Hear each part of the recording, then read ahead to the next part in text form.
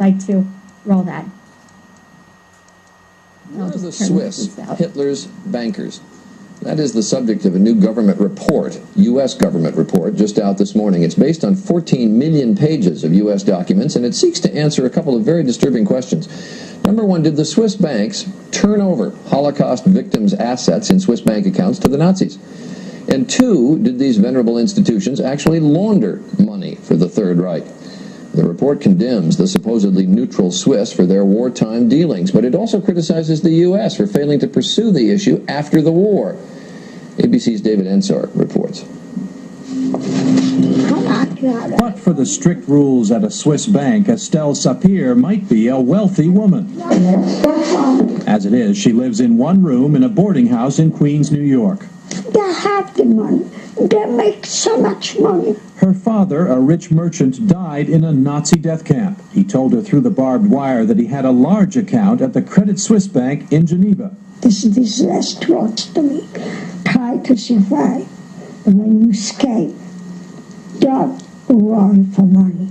You have plenty of money in Switzerland. But when Estelle Sapir got to the bank after the war, the man she spoke to refused to give her the money unless she produced a death certificate, something he knew she could not obtain. He was so arrogant, so cold.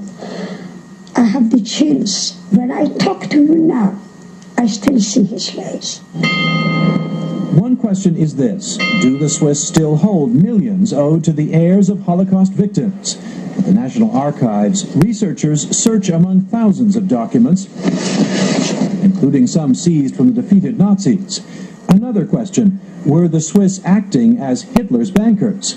Yes, says researcher Miriam Kleiman. From Switzerland as a neutral country to Switzerland as the ATM for the Third Reich.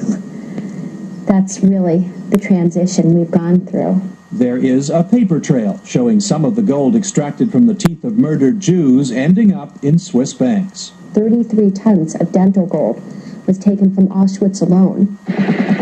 During the war, according to U.S. intelligence estimates, the Nazis deposited close to $400 million worth of gold in Swiss banks. But after the war, negotiators for the Allies settled for just $58 million. Swiss banks insist they have no records of names of depositors.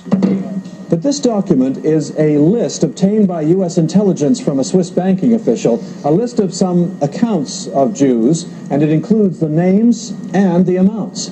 Why did the Swiss banks get such a good deal from the Allies on the gold? Well, first of all, the Swiss never admitted to having so much of it. Second, Washington was distracted by the need to rebuild Europe and to face off against the new Soviet menace. For its part, the Swiss government recently launched an independent probe. We are fully aware that nothing less than our reputation as an honorable country and reliable friend is at stake. This is my father.